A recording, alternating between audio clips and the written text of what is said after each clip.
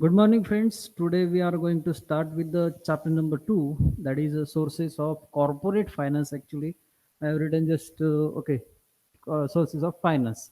It is similar thing. Corporate means what you know that corporate world, companies, firms, businesses, small or large scale businesses, which needs an important thing that is called as capital. Without finance, no organization can be run properly.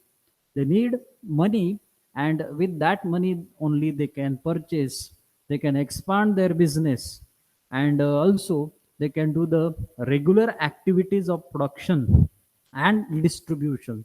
So for promotion, for say production, manufacturing goods and services, then for selling and distribution operations, as well as prior to that sales, the requirement of distribution activities prepared, and whatever the required packing, that all operations that might be small or big nature, but requires some of expenses, and that expenses can be mitigated with the help of finance only. So finance is considered as a lifeblood of any business organization. So without finance, no organization can be imagined. In today's world, the finance is the most important thing, without which the business cannot be smoothly run. For that purpose, the finance is very necessary, and in that case, we need to know what are the sources of these corporate finance. So this topic is carrying much importance when you are studying about the sources of finance. So while starting these sources of finance, firstly we should take an revision of previous chapter, chapter number 1. In that chapter number 1, we had seen two types of capital: owned capital and borrowed capital. Before that, we also have seen, according to the nature of the finance, according to the nature of capital, two types of capital. Another, that is fixed capital and working capital. So these two types of capital, how they are, what is their nature, what is their meaning, that we had understood in the previous session. These two capitals, fixed capital and working capital, concepts of these two capital forms of capital are: fixed capital means the capital which is for a permanent nature, which is of permanent nature, we can defer it. There is a difference point also given in your textbook, that fixed capital is of permanent nature and working capital is of routine nature. It is a changing, circulating capital, we also call it. Fixed capital is a circulating capital, fixed working capital is a circulating capital, and fixed capital is permanent capital throughout the business organization. So what is fixed capital exactly? That we had understood, the whatever the amount invested in the fixed asset by the concern, by the company, is known as fixed capital. Which fixed asset? Land and building, plant and machinery, then whatever the big machineries are there, loose tools are there, land is there, furniture is there. Like these big assets investment is called as fixed capital of the firm. And sources of these fixed capital, we had understood, also we had also studied in the previous session, that capital, big source of fixed capital is owned capital, and another source is borrowed capital. जो fix capital के बारे में हम बात कर रहे हैं आज, उस फिक्स कैपिटल के और दो सब पार्ट्स होंगे, उसके दो सोर्सेस बड़े बड़े जो है वो है ओन्ड कैपिटल और borrowed capital, which are sub divided into two parts. Own capital आगे जाके और डिवाइड होता है टू पार्ट्स में, शेयर्स और रिटेन अर्निंग्स में. फिर ये समझ लेंगे कि ये ओन्ड कैपिटल होता क्या है। खुद का कैपिटल, जो फर्म का खुद का या फिर कंसर्न का खुद का कैपिटल होता है, उसे कहा जाता है ओन्ड कैपिटल। मतलब क्या कि अगर फर्म ने खुद शेयर्स इशू करके या फिर खुद प्रॉफिट कमा के जो बिजनेस में इन्वेस्ट किया है, उस सारे अमाउंट को क्या कहेंगे हम, that all amount is considered as a owned capital, their own capital, which is raised through the issue of shares and also through the retained earnings of the firm. Suppose to be, we will take an example of this. Suppose to be it is a company, X company, which is newly started. और इस X company को business start करने के लिए firstly क्या चाहिए, capital चाहिए। Suppose to be it is a small scale business, ये एक्स कंपनी वाला जो है जिसने बिजनेस इस्टेब्लिश किया और उसे कैपिटल चाहिए, तो वो सपोज टू बी है अमाउंट ऑफ रुपीज 5 लाख। कितने अमाउंट का चाहिए उसे कैपिटल, 5 लाख रुपीज का।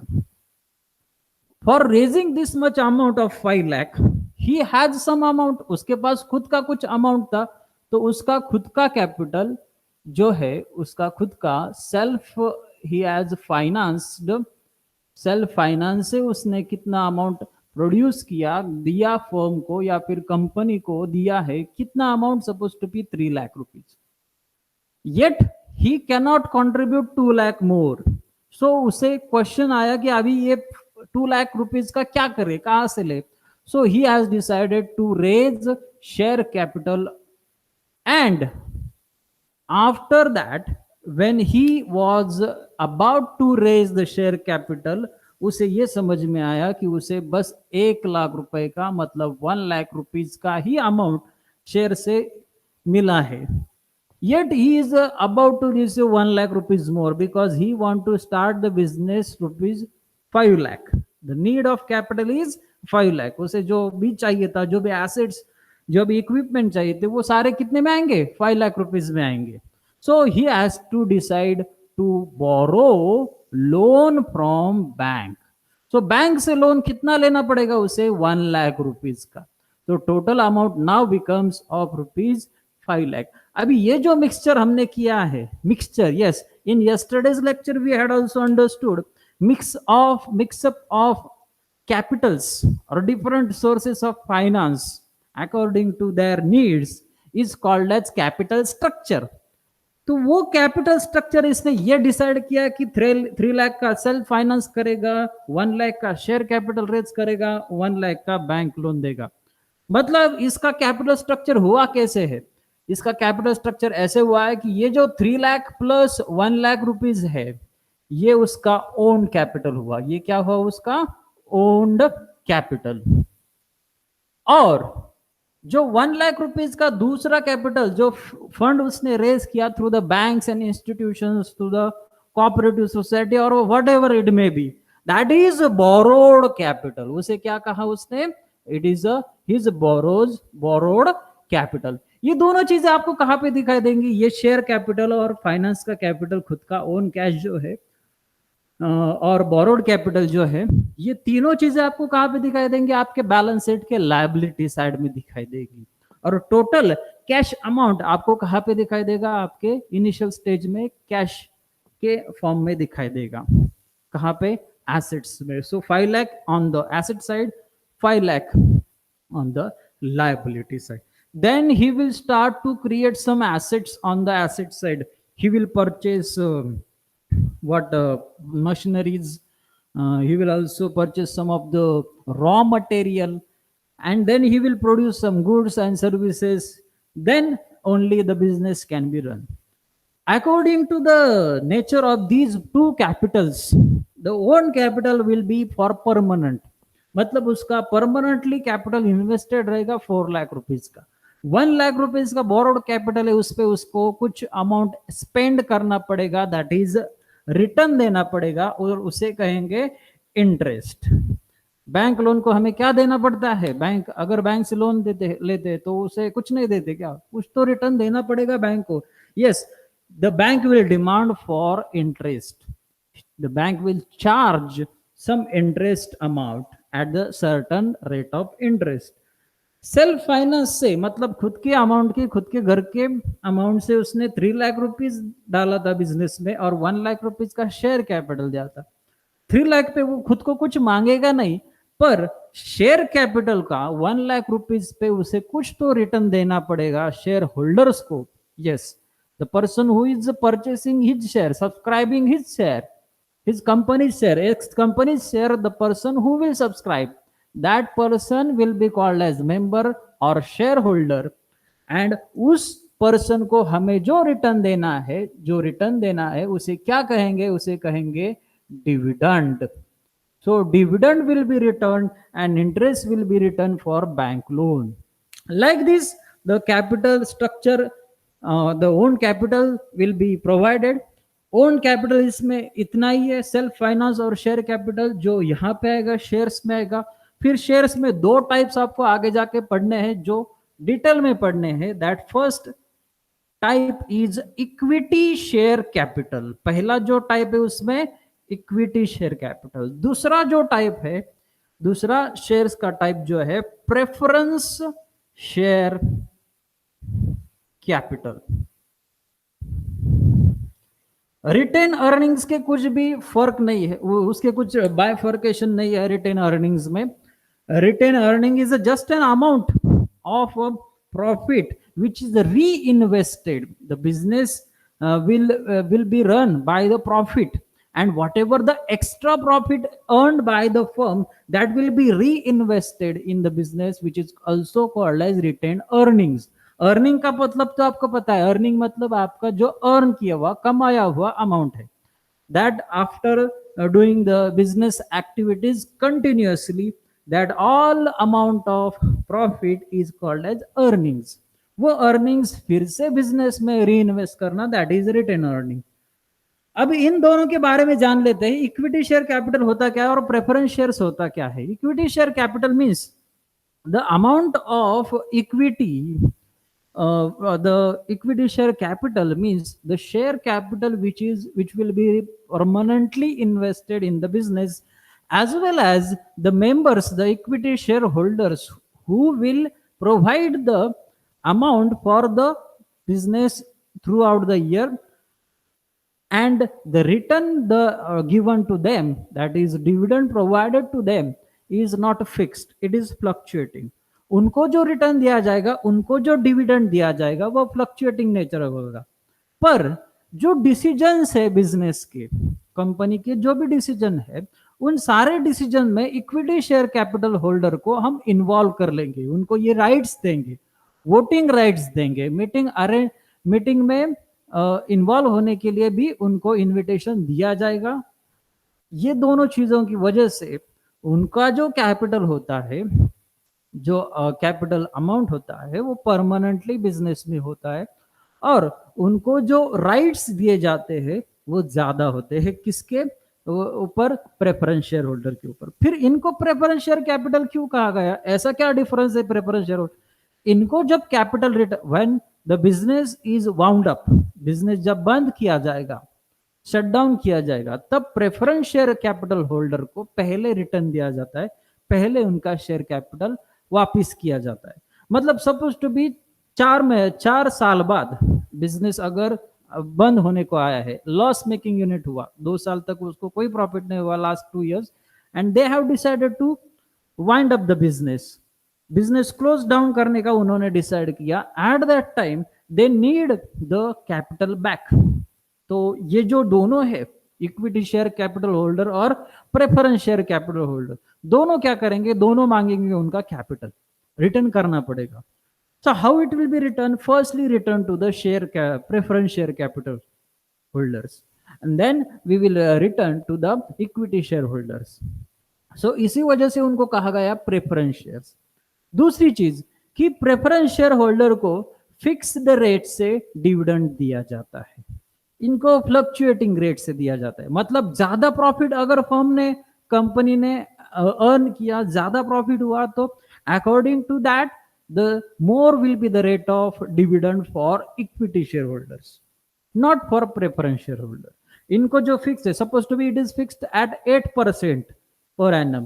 सो 8% से ही इनको dividend throughout the year और for upcoming year it will be given. But if the company is earning more, अगर लास्ट ईयर का प्रॉफिट 5 लाख रुपीज था फिर भी इनको हमने 8% से ही डिविडेंड दिया और इनका डिविडेंड सपोज टू बी 6% था, और इस साल अगर 10 लाख प्रॉफिट हुआ तो इनको जो डिविडेंड दिया जाएगा वो हो सकता है 12% हो, और इनका जो डिविडेंड रेट होगा प्रेफरेंस शेयर होल्डर का उनका फिक्स रहेगा, that is 8%, like that. So that's why these two shareholders are different types, different forms, their features are different one, that we will see in next upcoming lectures. आते हैं दूसरी तरफ, borrowed capital की तरफ. Borrowed capital में आपको ये सारी चीजें दिखाई देंगी, इसका जस्ट रफ आइडिया आज लेने वाले, फिर हमें जाना है फीचर्स ऑफ शेयर्स की तरफ. पहला है बोरोड कैपिटल, सेकंड है बोरोड कैपिटल, पहला क्या है ओन कैपिटल. ओन कैपिटल देख लिया हमने, सेकंड है अभी क्या borrowed capital. The amount which is borrowed from outsiders for certain period of time, for certain period of time, it might be short period, it might be middle term, it might be long term. Long term किसे कहा जाता है, middle term किसे कहा जाता है और short term किसे कहा जाता है. When it is less than 1 year it is a short term, when it is more than 1 year or 2 years it is, and less than 5 years then it is a middle term, and when it is more than 5 years then it is a long term borrowed capital. So उस इन तीनों criterias में short term, mid term and long term, इन तीनों capital के लिए, तीनों types के duration के कैपिटल के लिए ये सारी बोरोड कैपिटल होते. जनरली प्रेफरेंस शेयर और इक्विटी शेयर ये लाइफ टाइम के लिए होता है, बहुत सारे पीरियड के लिए होता है, लॉन्ग टर्म के लिए होता है. इक्विटी शेयर कैपिटल तो परमानेंट ही होता है. बस प्रेफरेंस शेयर कैपिटल के बहुत सारे टाइप्स है, according to that it will be changing. उसके 8 टाइप से प्रेफरेंस शेयर कैपिटल के, तो उनके जो ड्यूरेशन है वो अलग अलग हो सकते हैं. बोरोड कैपिटल में ये तीनों टर्म्स आपको दिखाई देंगी. कौन सी तीनों terms? Short term, middle term और मिड टर्म, और we can say long term also. Debentures, debenture जो होता है, डिवेंचर होल्डर ये मांगता है इंटरेस्ट. इनको क्या दिया जाता है? Interest. It is it is the debenture holders given an acknowledgement. It is like shares only but not share capital. इनको जो है, इनको भी कुछ एक्नॉलेजमेंट दिया जाता है कि आपको इतने डिवेंचर्स दिए हैं वगैरह वगैरह लिख के, उसकी amount, face value and the returning amount with interest, ये सारा लिख के दिया जाता है. सो ये डिवेंचर का ड्यूरेशन कुछ फिक्स होता है. That we are going to study in further lectures in depth detail. So debenture is a borrowed capital. जो डिबेंचर्स परचेस करते हैं उनको डिबेंचर होल्डर कहा जाता है. पब्लिक डिपॉजिट ये भी डिबेंचर्स जैसा ही है, पर डिपॉजिट्स में एक्सेप्ट किया जाता है और उस पे भी इंटरेस्ट ही दिया जाता है. बॉन्ड्स पे भी इंटरेस्ट दिया जाता है. एडीआर मतलब अमेरिकन डिपॉजिटरी रिसिप्ट, उस पे भी इंटरेस्ट दिया जाता है. जीडीआर मतलब global depository receipt. Then bank loan, financial institution loan and trade credit, these are borrowed capital. These comes under what? Borrowed capital. Now we will observe the features of shares. पहले तो हम definition जान लेते हैं feature of shares के पहले कि क्या होता है शेयर कैपिटल का मतलब, या फिर शेयर का मतलब. शेयर का मतलब होता है according to section 2 and sub section 84 of the Companies Act 2013. It is given in that act that share means share in the share capital of the company and includes what? Stock. And includes what? Stock. So I will write this definition. Shares, definition of shares. Share means share in the share capital of the क्या शब्द use किया है, company, of a company, company, and includes, what stock. Stock ये भी share market जैसा ही similar है, जो आप आगे जाके बहुत डिटेल में पढ़ने वाले हैं। Share means share in the share capital of a company and includes stock. Stock included होता है इसमें, शेयर्स में। एक तो चीज ये है कि शेयर क्या है actually. Share is a unit, it is an unit, we can say it is a unit in which the total share capital of the firm is divided equally. Supposed to be company का share capital, equity share capital लेते suppose to be 5 lakh rupees है। हमने decide किया एक share की कीमत 10 rupees होना चाहिए। एक शेयर की कीमत मतलब एक जो शेयर का यूनिट होगा उसकी कीमत कितना होना चाहिए, ₹10 होना चाहिए। और हमें शेयर कैपिटल कितना चाहिए, 5 लाख रुपीज का सपोज टू बी। कितना चाहिए, 5 लाख रुपीज का। तो 5 लाख रुपीज का इक्विटी शेयर कैपिटल रेज करने के लिए हमें शेयर्स कितने इशू करने पड़ेंगे, obviously of 50,000 shares. So shares 50,000 multiplied by 10, you will get 5 lakh rupees as a equity share capital. तो ये रुपीज में आ जाएगा, अमाउंट में आ जाएगा। 5 लाख रुपीज का कैपिटल खड़ा करने के लिए हमें 10 रुपीज का वैल्यू का, फेस वैल्यू का शेयर्स इशू करना पड़ेगा। कितना इशू करना पड़ेगा, 50,000 रुपीज का 50,000 इशू करने पड़ेंगे शेयर्स, तब जाके आपको 5 लाख रुपीज का अमाउंट में कैपिटल आएगा। तो ये 10 रुपीज ऐसा वैल्यू क्यों डिसाइड किया, क्योंकि when the general public demand for the shares then they can contribute in smaller amount. अगर मैंने डिसाइड किया मुझे 100 शेयर्स चाहिए, तो मुझे कितना अमाउंट देना पड़ेगा, 10 रुपीज देना पड़ेगा। सो I will give 1,000 face value amount of amount to the company. I will deposit how much amount to the company, 1,000. So I am the holder of 100 shares. So like this, the share capital is divided, and that share capital is a unit in which the share capital of the company is divided for the simplification, for subscription of shares and as well as issue of shares for the company. Subscription कौन करेगा, who will subscribe, the person who will apply for the shares to the company, and after applying, if the company issues share to that person, he or she become member of the company, and also called as subscriber, also called as shareholder. तो पहला concept, हम पहला feature हम जान लेते हैं इस share capital का, क्या है, share holder. The person who is the member, who is the subscriber for the shares is called as share holder. Number 2, उससे कुछ डिस्टिंक्टिव नंबर होता है, हर शेयर का डिस्टिंक्टिव नंबर होता है। So distinctive number second feature है कि हर शेयर को डिस्टिंक्टिव नंबर होगा। जैसे मैंने 100 शेयर्स परचेस किए, मैं पहला सब्सक्राइबर नहीं हूं, मेरे पहले बहुत सारे लोगों ने शेयर सब्सक्राइब कर लिए, परचेस कर ली। तो कितने लोगों ने किया, सपोज टू बी 1010 लोगों ने परचेस कर लिए, तो मेरा शेयर्स का नंबर क्या होगा, 1011 टू 1111। तो मेरे सब्सक्राइब्ड शेयर्स का जो अमाउंट होगा वो कितना होगा, इतना, जो नंबर होगा वो यहाँ पे होगा, ऐसा होता है। जो शेयर सर्टिफिकेट पे लिखा होता है, मेंशन किया होता है।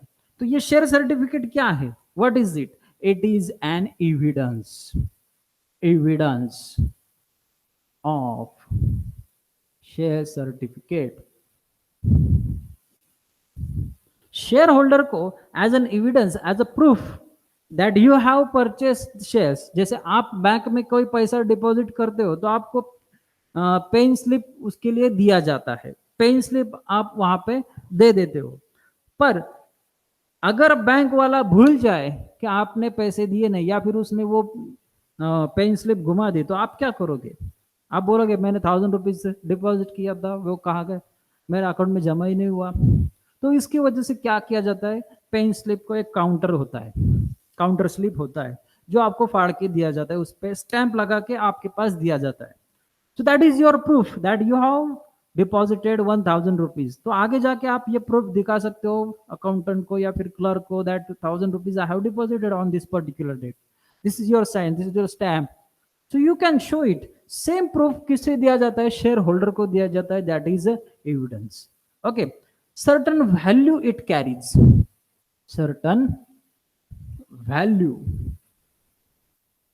सर्टन वैल्यू उसे होता है, हर शेयर को एक पर्टिकुलर वैल्यू होता है। जैसे मैंने अभी अभी बताया 10 रुपीज का each share. So certain value is decided, face value is decided for that particular share.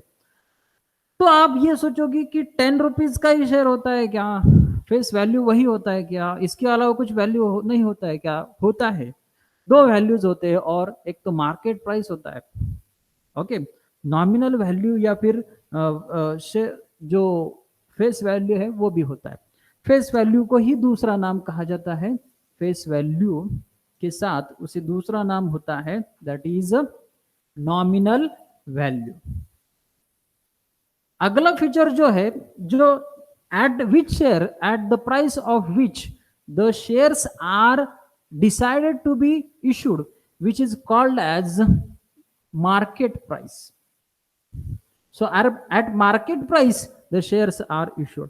तो मार्केट प्राइस कैसे डिसाइड हो सकता है? It may be more than 10 rupees, it may be 11 rupees, it may be at discount of 9 rupees को भी issue किया जा सकता है, 8 रुपीज को भी इशू किया जा सकता है। Like that the value of that shares will be decided by the company while issuing the shares.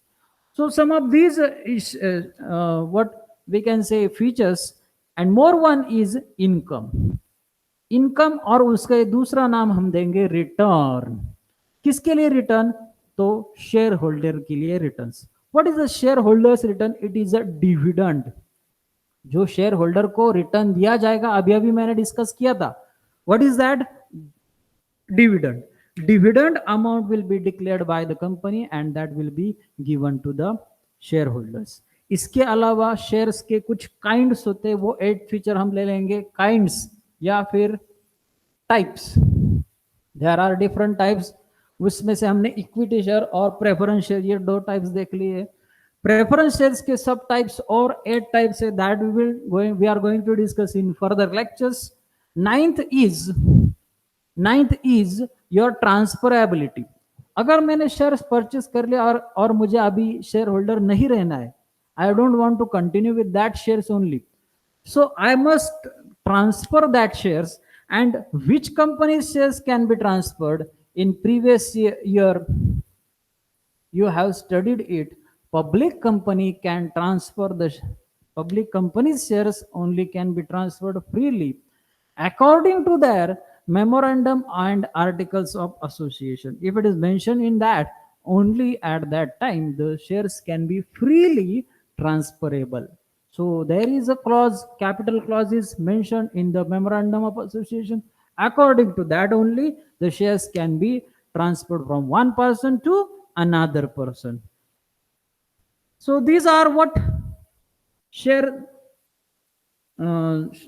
features of shares, the definition of shares. You must learn it, and in upcoming lectures we will see more over things. There are some features that I will discuss again. These features I will discuss again in upcoming lectures. That is all for today. Thank you for watching this video.